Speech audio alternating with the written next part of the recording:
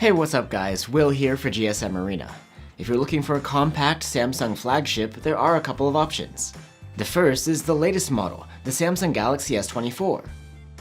But then there's the Galaxy S23 from last year, which is a lot less expensive.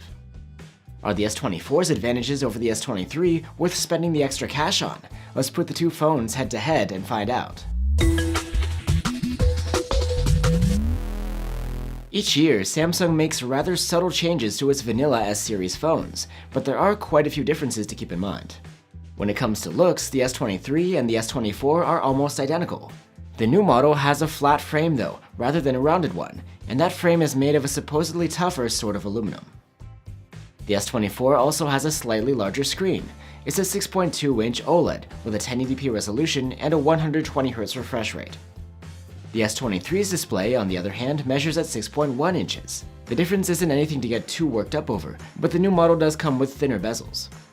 The brightness has been upgraded a bit too. With the brightness boost in auto mode, we measured a maximum of around 1400 nits on the new model, versus 1200 on the previous one.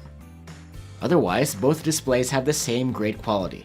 You get the same good sharpness and contrast, and HDR10 Plus video support on either phone. There's a noticeable change in the speaker setup this year. The S24 is louder than the previous model, but the S23 has a fuller sound because of its better bass. You get the same software experience on both phones, Samsung's latest One UI 6. This year's S-series phones launched with Samsung's new AI software features, including live translation, circle to search, and advanced photo editing. But these features have also rolled out to the S23 via software update. Speaking of updates, the S24 does have longer software support. It's 7 years, compared to 4 years of OS updates and 5 years of security patches on the S23, and one of those years has already passed. Of course, being the newer phone, the S24 has the more advanced chipset. Depending on the market, the phone comes with a Snapdragon 8 Gen 3 or an Exynos 2400. The Galaxy S23, on the other hand, always comes with a Snapdragon 8 Gen 2, last year's flagship silicon. No matter which variant of the S24 you're using, there's a nice bump in performance over the previous model. Benchmark scores are significantly higher. The difference isn't night and day though. The S23 definitely can hold its own as well. There is a larger battery capacity on the new model, 4000 mAh versus 3900. The S24 earns a higher active use score thanks to its longer video playback time. The S23 has better battery life when it comes to calls though.